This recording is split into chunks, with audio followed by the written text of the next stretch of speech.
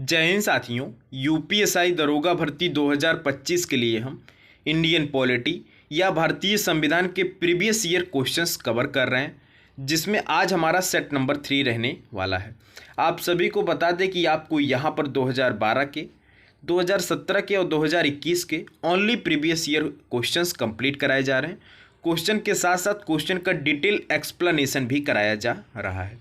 तो आइए session start करते हैं। आज हम क्वेश्चन नंबर 31 से कवर करेंगे, क्योंकि इसके पहले हमने क्वेश्चन नंबर 30 तक कवर कर लिया है। हमारा टारगेट है कि आपको हम 500 plus previous year question paper complete कराएंगे। तो हमारा क्वेश्चन नंबर 31 क्या है? भारतीय संविधान का कौन सा अनुच्छेद संसद को यह अधिकार देता है कि वह उपयुक्त कानून बनाकर नए राज्य बना सके, वर्तमान राज्यों के इलाकों में, सीमाओं में और नामों में परिवर्तन कर सकते हैं? तो किस आर्टिकल द्वारा किया जा सकता है? तो आर्टिकल 7 के द्वारा, आर्टिकल 2 के द्वारा, आर्टिकल 5 के द्वारा या फिर आर्टिकल 3 के द्वारा। तो प्यारे साथियों, संसद को यह अधिकार जो है अनुच्छेद 3 के तहत जो है प्रदान किया गया है। ऑप्शन डी जो होगा इस क्वेश्चन का राइट आंसर हो जाएगा। यह क्वेश्चन आपसे यूपीएसआई 2017 या 2011 में पूछा गया है। आइए इससे जुड़े कुछ महत्वपूर्ण बिंदुओं को देखते हैं। भारतीय संविधान का अनुच्छेद 3 संसद को यह अधिकार देता है कि वह उपयुक्त कानून बनाकर नए राज्य बना सके, वर्तमान राज्यों के इलाकों में, सीमाओं में और नामों में परिवर्तन कर सकते हैं। साथियों, संसद साधारण बहुमत से नए राज्यों का निर्माण कर सकती है। नए राज्य के निर्माण करने के लिए, उनके नामों में परिवर्तन करने के लिए आर्टिकल 368 की आवश्यकता नहीं होती है। इसको साधारण बहुमत द्वारा जो है इसमें चेंजिंग किया जा सकता है। प्यारे साथियों, स्वतंत्रता के पश्चात नए राज्यों के निर्माण के लिए फजल अली की अध्यक्षता में एक आयोग का गठन किया गया था, जिसका नाम क्या था? राज्य पुनर्गठन आयोग था। इसने अपनी रिपोर्ट जो है किस वर्ष प्रस्तुत की थी? वर्ष 1955 में जो है प्रस्तुत की थी। इसके अध्यक्ष कौन थे? तो फजल अली जो है इसके अध्यक्ष थे। तो आइए नेक्स्ट क्वेश्चन की तरफ बढ़ते हैं। हमारा क्वेश्चन नंबर 32 क्या है? निम्नलिखित में किस पद्धति से किसी भारतीय व्यक्ति की नागरिकता रद्द नहीं हो सकती है? तो किस पद्धति के द्वारा जो है किसी भारतीय व्यक्ति की नागरिकता जो है वह रद्द नहीं हो सकती है? तो ऑप्शन ए है त्याग द्वारा, अन्य देशों की नागरिकता ग्रहण करने पर, वंचन द्वारा या फिर देशीकरण द्वारा। तो प्यारे साथियों, देशीकरण द्वारा जो है आपकी नागरिकता जो है कभी भी रद्द नहीं हो सकती है। ऑप्शन डी जो होगा इस क्वेश्चन का राइट आंसर हो जाएगा। आइए नागरिकता से जुड़े कुछ और महत्वपूर्ण सवालों को देखते हैं। प्यारे साथियों, भारतीय संविधान के भाग 2 में, कहाँ? तो भाग 2 में अनुच्छेद 5 से लेकर अनुच्छेद 11 तक नागरिकता के बारे में जो है वर्णन किया गया है। यह भारत में ब्रिटेन के समान एकल नागरिकता है। तो भारत में कैसी नागरिकता है? दोहरी नागरिकता प्रणाली है या फिर एकल? तो भारत में जो है एकल नागरिकता प्रणाली है। यह कहाँ से लिया गया है? तो यह ब्रिटेन से लिया गया है। प्यारे साथियों, नागरिकता का परित्याग करके, दूसरे देश की नागरिकता ग्रहण करके व सरकार द्वारा वंचित किए जाने पर भारत की नागरिकता जो है रद्द हो सकती है। देशीकरण नागरिकता के अर्जन करने के लिए होता है। तो इस क्वेश्चन का राइट आंसर देशीकरण हो जाएगा। तो आइए नेक्स्ट क्वेश्चन देखते हैं। हमारा क्वेश्चन नंबर 33 क्या है? निम्नलिखित में कौन सा कृत्य किसी भारतीय की नागरिकता रद्द करा सकता है? तो प्यारे साथियों, निम्न में कौन सा कृत्य जो है वो किसी भी भारतीय की नागरिकता रद्द करा सकता है? तो ए हमारा क्या कहता है? नागरिक ने संविधान के प्रति निष्ठाहीनता दर्शाई हो। बी क्या कहता है? नागरिक ने युद्ध के समय गैर कानूनी तरीके से शत्रु के साथ संपर्क साधा हो। तो प्यारे साथियों, अगर ये किसी के द्वारा ये दोनों कार्य किए जाते हैं तो उसकी नागरिकता जो है रद्द हो जाती है। तो ऑप्शन बी जो होगा, ए और बी दोनों इस क्वेश्चन का राइट आंसर हो जाएगा। आइए इसके कुछ महत्वपूर्ण बिंदुओं को देखते हैं। नागरिकता अधिनियम वर्ष 1955 या नागरिकता अधिनियम 1955 समय समय पर यथा संशोधित होती रही है के अनुसार यदि कोई नागरिक संविधान के प्रति निष्ठा नहीं दिखाता है और युद्ध के समय जो है गैर कानूनी तरीके से शत्रु से संपर्क चला रहा हो या चल रहा हो, तो उसकी नागरिकता जो है रद्द कराई जा सकती है। इसलिए ऑप्शन कथन ए और कथन बी जो है दोनों सही है। तो आइए नेक्स्ट क्वेश्चन देखते हैं। क्वेश्चन नंबर 34 हमारा क्या है? मौलिक अधिकार। तो मौलिक अधिकार क्या क्या नहीं हो सकते हैं? कभी भी निलंबित नहीं किया जा सकता है, प्रधानमंत्री के निर्देशों से निलंबित हो सकते हैं, राष्ट्रपति की इच्छा पर निलंबित हो सकते हैं या फिर आपातकालीन स्थिति में निलंबित किए जा सकते हैं। तो प्यारे साथियों, मौलिक अधिकार जिसका उल्लेख जो है आर्टिकल 12 से लेकर आर्टिकल 35 तक किया गया है, इसको आपातकालीन स्थिति में जो है निलंबित किए जा सकते हैं। आर्टिकल 20 और 21 को छोड़कर जो है आपके मौलिक अधिकार जो है आपातकालीन स्थिति में निलंबित हो जाते हैं। तो ऑप्शन डी जो होगा इस क्वेश्चन का राइट आंसर हो जाएगा। इसके इंपॉर्टेंट पॉइंट्स क्या हैं? मौलिक अधिकार नैसर्गिक एवं अप्रतिदेय अधिकार है जो राज्य कृत्य के विरुद्ध एक गारंटी के रूप में है। यह केवल आपातकालीन स्थिति में ही निलंबित किया जा सकता है।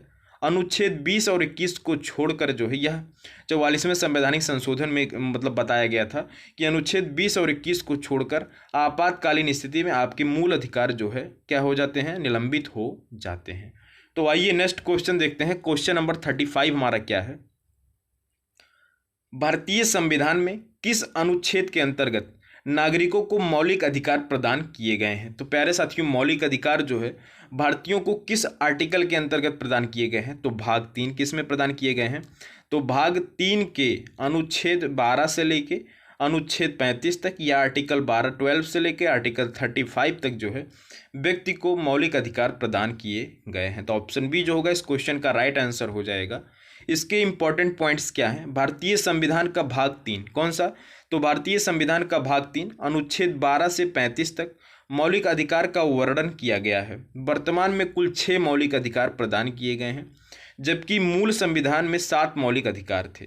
भारतीय संविधान के 44वें संवैधानिक संशोधन अधिनियम वर्ष 1978, जिसे भारत का लघु संविधान भी कहा जाता है, द्वारा संपत्ति के अधिकार को मूल अधिकार की श्रेणी से हटाकर अनुच्छेद 300 का किसमें? तो आर्टिकल 300 का विधिक अधिकार की श्रेणी में डाल दिया गया है।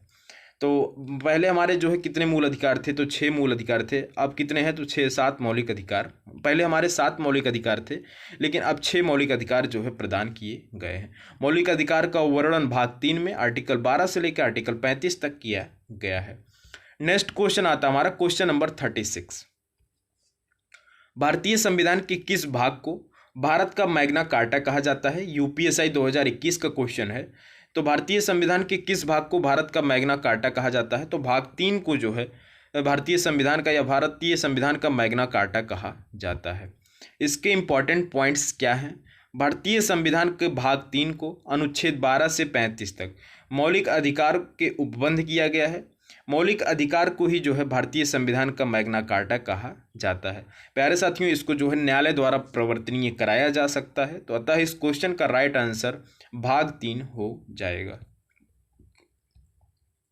क्वेश्चन नंबर 37 आपके लिए अत्यंत ही महत्वपूर्ण क्वेश्चन है। भारतीय संविधान के किन भागों को ग्रैनविल ऑस्टिन ने संविधान की चेतना के रूप में वर्णित किया है? किसने? तो ग्रैनविल ऑस्टिन ने जो है संविधान की चेतना के रूप में जो है किन भागों का वर्णन किया है?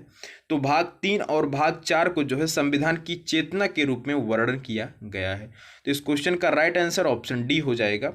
इसके महत्वपूर्ण बिंदु क्या हैं? प्यारे साथियों, ग्रैनविल ऑस्टिन ने भारतीय संविधान के भाग 3 और भाग 4 को संविधान की चेतना के रूप में जो है वर्णित किया है। ग्रैनविल ऑस्टिन एक अमेरिकी इतिहासकार थे। वर्ष 2011 में संविधान के निर्माण और कार्य उसके लेखन के लिए भारतीय गणतंत्र के चौथे सर्वोच्च नागरिक सम्मान पद्मश्री से जो है इनको सम्मानित किया गया था। तो इस क्वेश्चन का राइट आंसर क्या हो जाएगा? भाग 3 और भाग 4। आपके लिए इंपॉर्टेंट है कि भाग 3 और भाग 4 को जो है संविधान की आत्मा किसने कहा था? तो ग्रैनविल ऑस्टिन ने जो है कहा था। नेक्स्ट क्वेश्चन आता हमारा क्वेश्चन नंबर 38।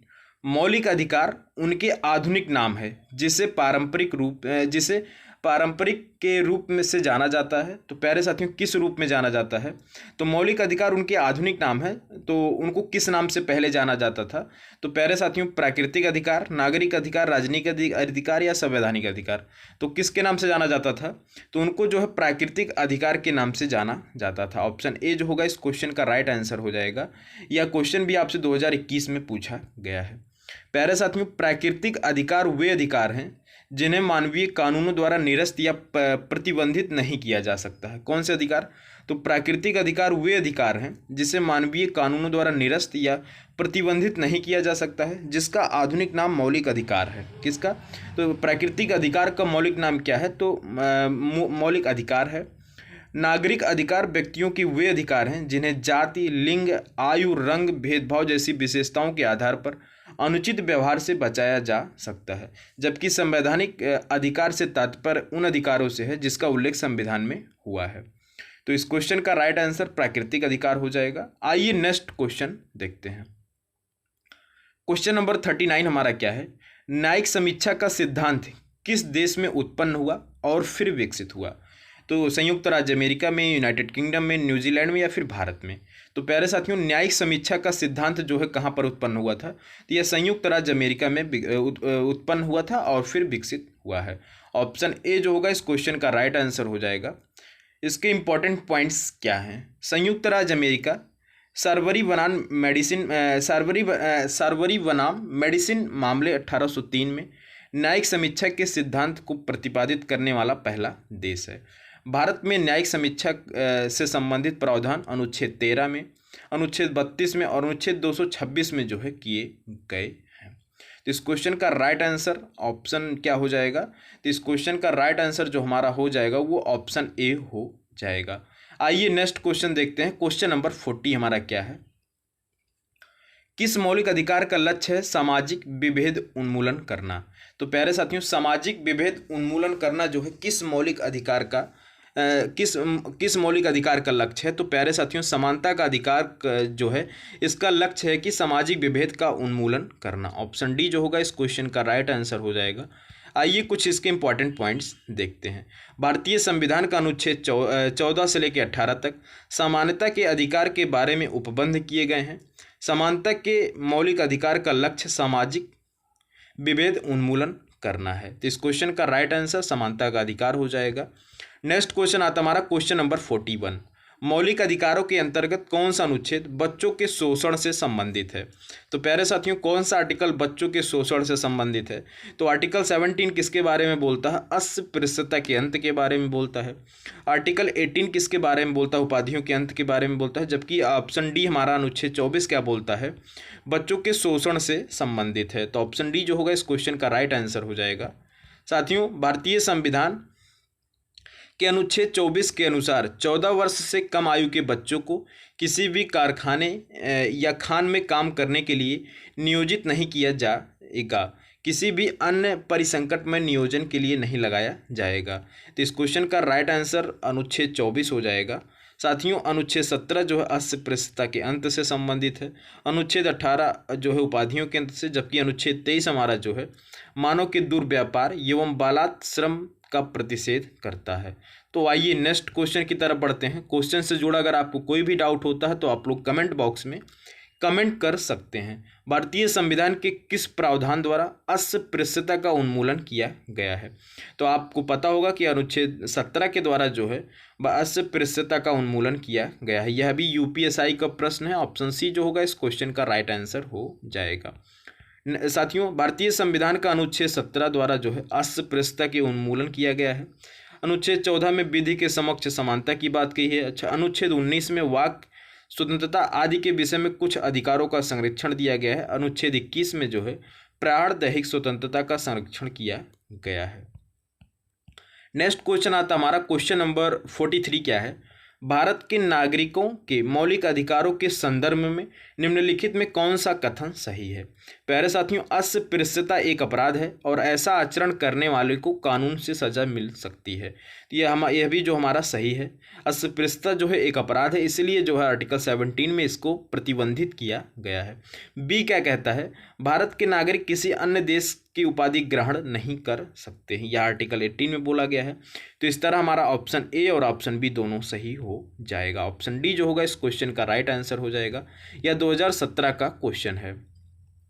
प्यारे साथियों, भारतीय संविधान के अनुच्छेद 17 में अस्पृश्यता के अंत वर्णित है। अनुच्छेद 17 के अनुसार अस्पृश्यता का अंत किया गया है। उसका किसी भी रूप में आचरण निषिद्ध किया जाता है। अस्पृश्यता उसकी उपजी किसी नियोग्यता को लागू करना अपराध होगा जो विधि के अनुसार दंडनीय होगा। और अनुच्छेद 18(2) क्या कहता है कि अनुसार भारत के कोई भी नागरिक किसी विदेशी राज्य की उपाधि को स्वीकार नहीं करेगा। अतः ए और बी दोनों सही हैं। हम ऑप्शन जो होगा इस क्वेश्चन का डी राइट आंसर हो जाएगा। नेक्स्ट क्वेश्चन आता हमारा क्वेश्चन नंबर 44। भारत के संविधान का निम्नलिखित में कौन सा अनुच्छेद प्रेस की स्वतंत्रता से संबंधित है? तो अनुच्छेद 19 ऑप्शन ए जो होगा इस क्वेश्चन का राइट आंसर हो जाएगा। प्यारे साथियों, इसके इंपॉर्टेंट पॉइंट्स क्या हैं? भारतीय संविधान में प्रत्यक्ष रूप से प्रेस की स्वतंत्रता का उल्लेख नहीं किया गया है, किंतु अनुच्छेद 19(1) के अंतर्गत वर्णित वाक की स्वतंत्रता एवं अभिव्यक्ति की स्वतंत्रता के अधिकार में न्यायालय द्वारा इसको सम्मिलित माना गया है। तो इस क्वेश्चन का राइट आंसर आर्टिकल 19 हो जाएगा। आइए आज के अपने लास्ट क्वेश्चन की तरफ बढ़ते हैं। क्वेश्चन नंबर 45 क्या है? जीवन का संरक्षण और व्यक्तिगत आज़ादी मौलिक अधिकार के अंग हैं। तो प्यारे साथियों, मौलिक अधिकार के अंग कौन कौन से हैं? तो जीवन का संरक्षण और व्यक्तिगत आज़ादी जो है मौलिक अधिकार के अंग हैं। स्वतंत्रता के, संवैधानिक उपायों के, समानता के या फिर शोषण के खिलाफ हैं। ये जो है शोषण के खिलाफ हैं। ऑप्शन डी जो होगा इस क्वेश्चन का राइट आंसर हो जाएगा।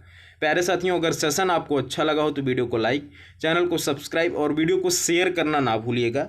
मिलते हैं नेक्स्ट सेशन के साथ, तब तक के लिए जय हिंद, टेक केयर, बाय बाय।